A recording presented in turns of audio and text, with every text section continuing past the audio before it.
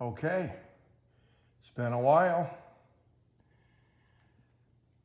You know how it goes. Life. So before I get started, I want to say hello and thank you to the new subscribers I've got. I've had quite a little bump here in the last few weeks.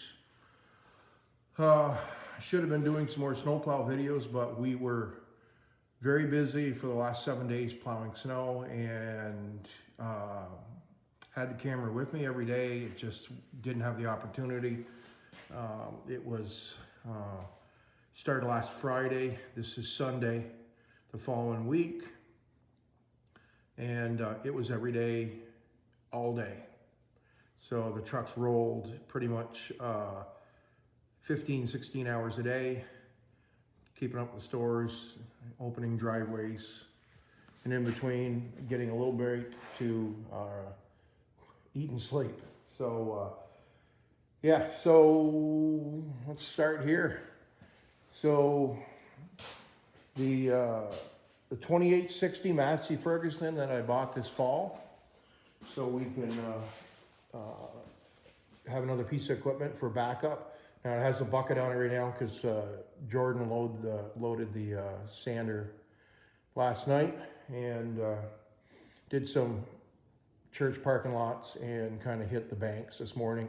It was bitter cold last night, below zero, and we had plowed off everything early in the morning, and it was icy. So we put some sand salt mix down, probably a 30% mix of salt in the sand, and gave it some traction along with a little bit of sunlight today, helped melt some of it off for a short period of time. But couldn't ask for any better piece of equipment than this has been so far. It is flawless. We do have an 8-foot pusher for it,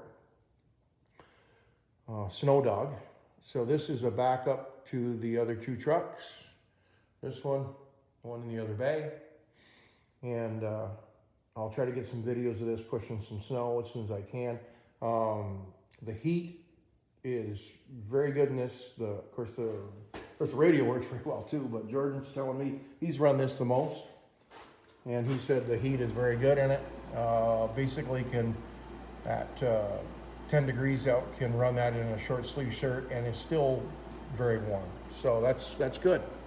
And it is very easy on fuel. Of course, this is a 60 horse compact. It's the biggest compact Massey Ferguson makes. And it's got loaded tires on the rear. And of course, it's got strobe lights on it. I think I've done a video of those on it. And right off, of course, the furnace comes on. So let's go out here. And this is part of the reason we were very busy and didn't have time to film, which I wanted to, but I didn't get a chance to. So, whoops, what is wrong with this sander? So, that's the main shaft. It should be sticking up about, I would say 14 inches, and it's missing. It broke, snapped right off. And there was a little bit on there, and I put a coupler on, welded a coupler on. It got us through a week and continued to give us problems, and finally broke farther down here. So I'll show you what I have. We have a new gearbox also, and it's a shame because it spins really good. But when they break, they break. This is a late 97 to 99, somewhere in there. This is when this one was built, so it's got 20 years old or better. Well, anyway, so I had to pull the chain apart. It's a fiber rod. I stuck it over here with the flowers. So I'll put that back in, put the webbing back together after I reinstall the parts. This little bracket they have, I'm probably going to do something with this because it's not very sturdy.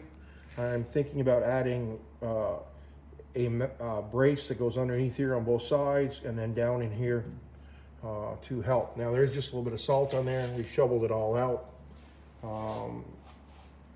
And that's where I am on that. But the brand new gearbox in the back room, new bearings, new pulley, belt, another bearing here. This whole shaft will be replaced, and this will bring the sander back up to speed.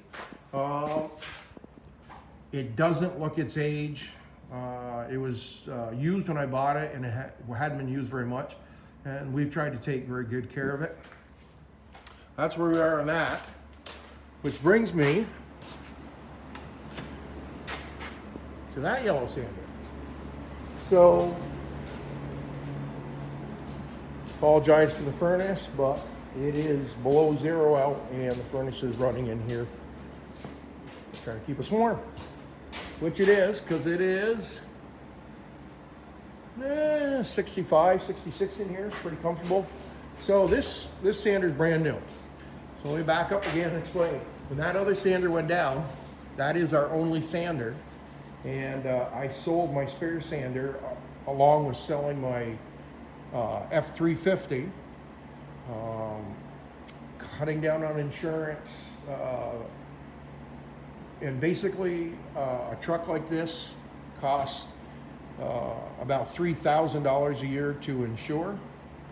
And then that tractor with the same coverage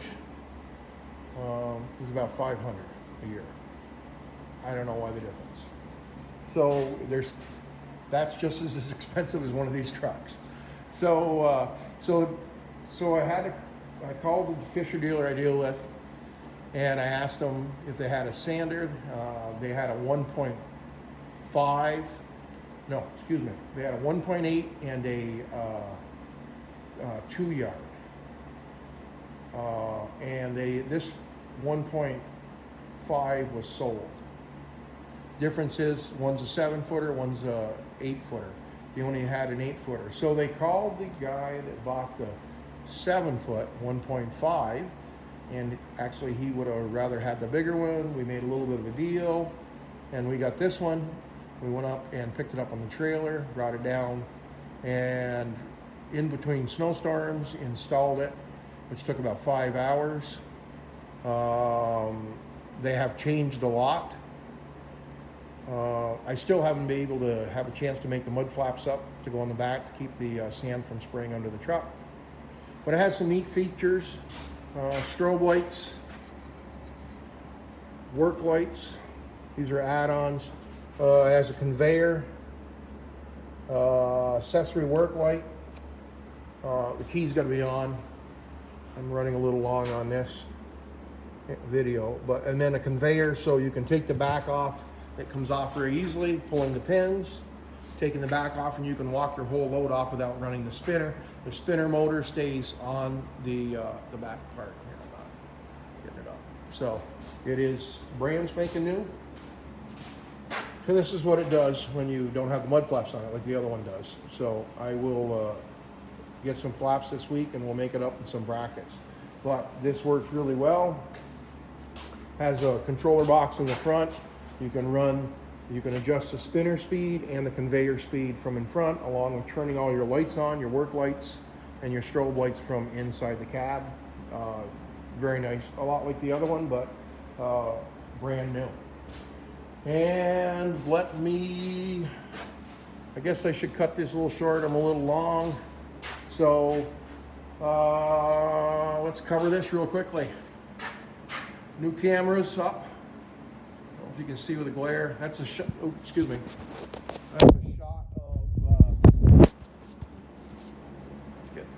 That's a shot of out back, the other storage building.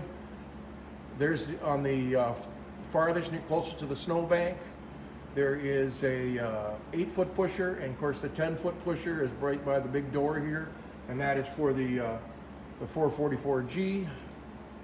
Let's get a picture so we can also do a picture of, there's a picture of us. See us back in the corner? I don't know if you can see me waving. There I am waving.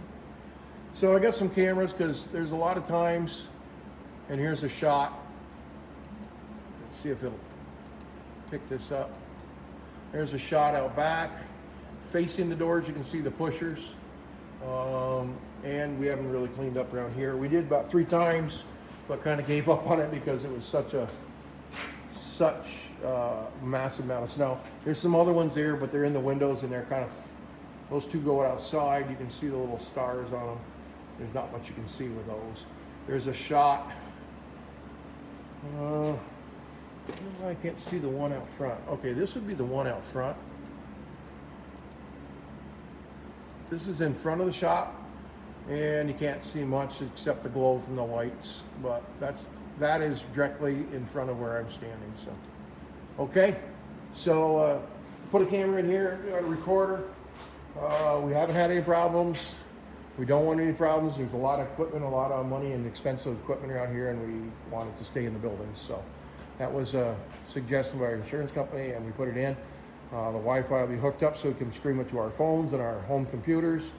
And yeah. So again, thanks for subscribing. I'll try to get some videos up now. We're caught up a little bit on work. Next time it snows, we'll get some videos out on the tractor pushing snow, the 444G, the John Deere pushing snow, the pickups working, and let's see. What else I got an update on? I'll have an update pretty quick. Yeah, I'm getting up 11 minutes. That's too long. So yeah, I'll have an update on the cheap pony, the Mustang. Got some parts to put on it. One of these afternoons, I'll get in here and get the parts changed. Going to do another build this spring. Got to have a hot rod for the winter. So I'm going to make a winter hot rod so it can be used in the winter. So too long to go this in the winter without having something that's kind of loud and crazy and draws a lot of attention when you go for coffee. So yeah. All right, stay safe out there. We'll bring you some videos really quick, some snow plowing. Again, thanks for all the new subscribers. Hit that like button. See you soon. Thanks.